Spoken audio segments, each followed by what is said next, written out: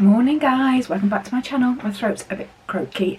If you saw my last video, I haven't had a cold or anything, I've just had a bit of a croaky throat. I think it's my asthma still because it's been playing up recently, but yes. So anyway, hi, how you doing? How's lockdown? So today I just thought I'd talk to you about how I'm surviving lockdown and self-isolation. As I said earlier, I have chronic asthma, so I am one of the high-risk people. So this is week 3 of being stuck at home for me, and I have to say it has been more of a challenge than I thought. The idea of working at home every day sounds idyllic, but it has its challenges, and I wanted to share them with you because obviously being on Slim World, you all know that group has finished for the time being, although they are doing an online version, which this week is the second week of the trial. I missed last week because I was working. So this week is the second week, which I have decided to make sure I make time for. So how have I survived 3 weeks at home? I'm fortunate that I haven't been furloughed. Work asked me to stay at home because I'm chronic asthmatic, and at the time actually I was really struggling to breathe. I literally had my blue inhaler next to me and was puffing on it all day long.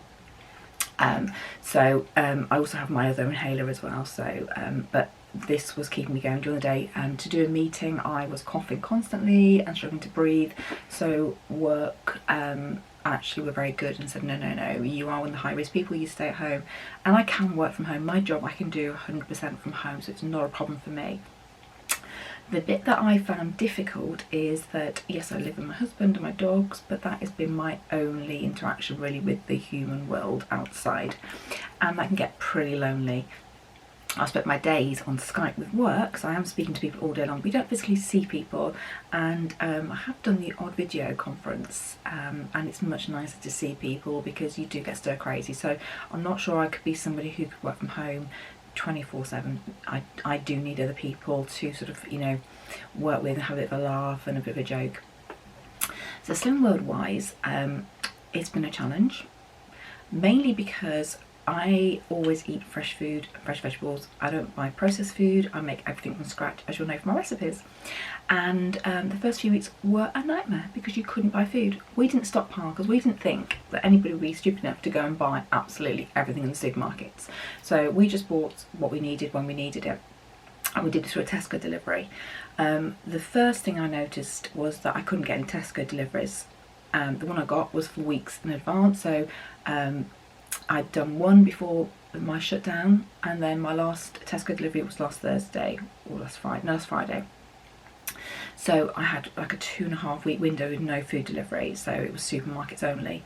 Our local supermarket, we'd gone in and it was empty. There was no fruit, no vegetables at all, fresh bread, everything had gone. So it was a case of, okay, what do we do now? No potatoes, nothing. So I did manage to get some frozen chips, and I don't do frozen chips. I would make my own. I can't remember the last time I bought frozen chips. So it was things like frozen chips. I managed to get a bag of frozen broccoli, so it was my backup. And I'd got still some fresh food in the fridge, so we were just literally living off that. But I have to say, because I hadn't got enough vegetables, not having any carbs to go with it was a challenge. So I was literally using my stock cupboard food, so what was left of my rice, what was left of my pasta, and just trying to fill my meals up with carbs as much as I could, because there wasn't enough substance in the fresh food that I'd got. Hubby, bless him, he had to go out to a meeting, and he did go shopping for me one day, and he came back because I said to him, while you're out, just nip into Tesco's and get me whatever you can in the fresh food options. And he came back with a bag of sprouts, some asparagus and some pak choy, and that was all he could get, which was really funny. But what it has meant is that I've had to be a lot more creative in the kitchen. I've avoided trying to go off track food wise, but what I have had to do is use my sins as my meals as opposed to snacks, and that has been a big change because I would normally not use my sins for my meals. And the reason for that is, like oven chips, if that's the only carb I could have that day, then I'm going to have it and sin it, because I didn't have the bulk of vegetables to fill out, if that makes sense. As the weeks have gone, because this is week 3 now, the supermarkets have started getting more fresh food in, and we've invited, but the problem is if you can only go to the shops once a week, you have to be savvy when you buy, because what you don't want to do is buy lots of food that's going to go off.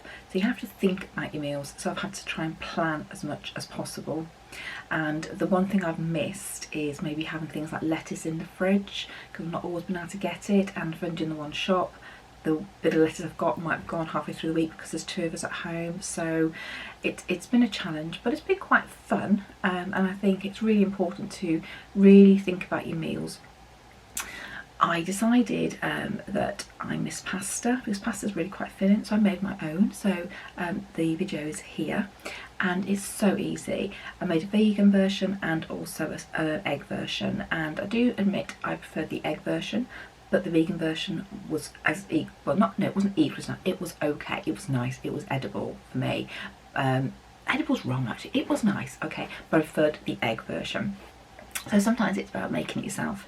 I can make bread, so worst case scenario I would have made my own bread, although flour's in short supply, so that was another challenge. But I have been able to find bread. My local supermarket, Sainsbury's, did have the promise rolls, so I did buy some of those, and they are in my freezer.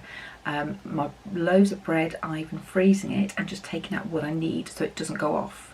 I don't want anything to go off and wasted. When sort of I've been getting to the point where vegetables have been sort of getting a bit sort of mushy, I've been thinking, right, okay, let's make a meal out of that. So every day has been, in the morning I plan what we need to eat, what I need to take out the freezer, and what we're going to have using what we've got in the cupboard, because I'm not going to keep going out and buying food. As I said, I'm not supposed to be going out at all because of my asthma, but we need food this week. I will go to the supermarket, but I follow all the restrictions. And so I'm not going to put myself at risk by going out 2 or 3 times to stock up on food.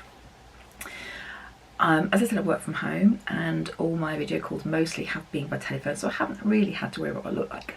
But for my own mental health, I've got up every morning, done my hair, done my makeup, and wore clothes. I haven't been in my PJs. We've changed how we walk the dogs, because again, you can only walk the dog one day a week, they go mad, once a day, which for 2 border collies has been a challenge, but also it's meant my steps has dramatically dropped, so I know my exercise has dropped. I'm working all day from here, I'm sat in this chair all day long, not getting many steps in. So what have we done differently? Okay, well, we got the exercise bike out a couple of months ago when hubby lost his job anyway, to give him a chance of getting some exercise, so that was already in the spare bedroom. So I get up in the morning as usual. So I have about half an hour lie in, but that's about it, and then I go on the exercise bike for 30 minutes, then I make a cup of tea and have a shower, and then I get ready for work. I then, I say I have been doing this, I've only started this week because hubby had a little chat in my ear that I was starting really early for work and I wasn't taking a break during the day, so now I'm taking a lunch break and I'm having some downtime away from this room, because I was going downstairs, getting a snack, coming back up and just cracking on again, and I was finding I was absolutely exhausted by the end of the day, and it's not good for you. So I'm going downstairs, even if I just sit in the kitchen talking to hubby. It was nice last week so I could sit in the garden for a little bit, but having some me time, which is really, really important. And then in the evenings, we've now got a really nice route for the dogs, so we walk all the way into the village and back, and it's about 6 miles, which is a really nice exercise, and it's about 12,000 steps I do in the day now, so that's not bad considering I'm stuck at home mostly. And I think that's really important, because you know, you've got to burn off enough fuel to lose weight. Now my weight isn't going down, okay, it is going up and down like this at the moment, and I think that's going to happen. I've been weighing myself in the mornings. At the moment it's quite high, but then I'm drinking about 2 pints of water because I've just done 30 minutes on the bike, so that may have something to do with it. But I think if I can keep a consistent level, so up and down 2 pound, I'm happy with that. I'm not expecting to lose weight while we're in this position. If I do, that's a bonus for me. I think if I put any expectations on myself to try and lose weight during this time, I think it's unrealistic, because I'm not doing the exercise I was doing. I can't always eat the way I was eating before. Hopefully as the weeks go on, supermarkets will be in a much better position to have more fresh food in, although if you hear the news today about the pickers shortage, maybe not. But also I might be able to get some home deliveries for food, which would make things a lot easier, so I'm not having to go out once a week. I can stay in and plan my meals I have got another food shop which is sort of in a couple of weeks time, which has been on for about a month now, and everything I'm trying to put on there is out of stock, out of stock, out of stock. So it's very limiting. So I'm not being able to plan too far ahead. But I am trying to meal plan what I can get. So what else am I doing? Well, I'm drinking plenty of fluids, because sometimes you feel hungry and actually you're thirsty, so I'm also doing that. We don't have anything really snacky in the house anyway. We didn't buy it and we've not bought it over the last few weeks, so that really helps. I have made cakes, but I have made slim world versions for me and then normal ones for hubby, and I found that's been really quite useful.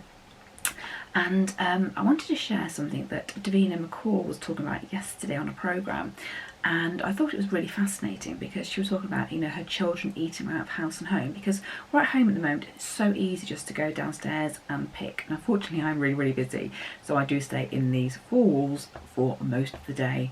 I have to force myself to go downstairs to make a cup of tea. Most times I text hubby and say, could you bring me a cup of tea up please?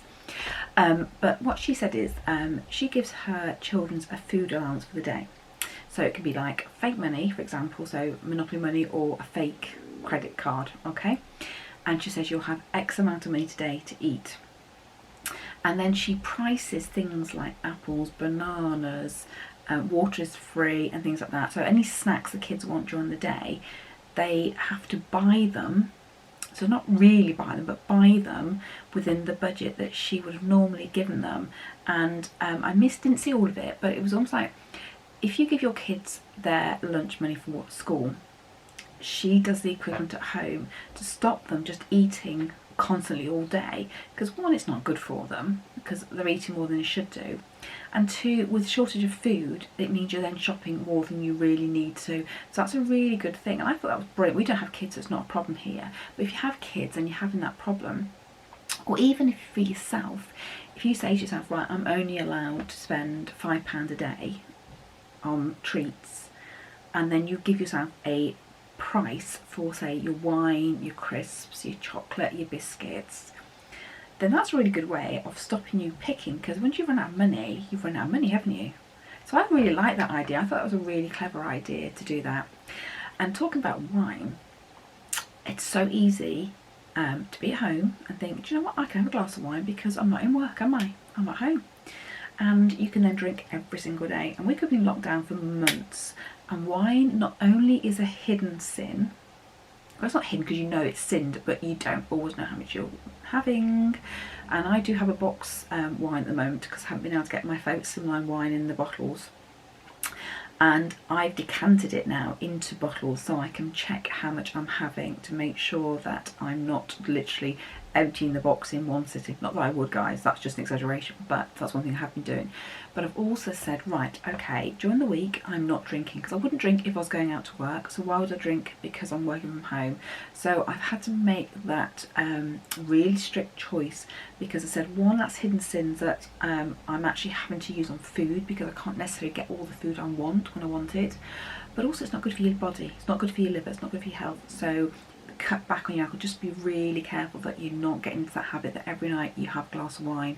I mean, if you're sinning it, absolutely fine. It's better than binge drinking and things like that, but you just need to be careful, guys. It's so easy to slip into, I'll have another glass because I'm going to get up so early tomorrow and things like that. And if you're not working from home, you're sort of on furlough or whatever, then you think, well, actually I haven't got to get up for anything in the morning, so it doesn't matter if I have a few drinks tonight. So just from a health perspective, it will just help you on your journey.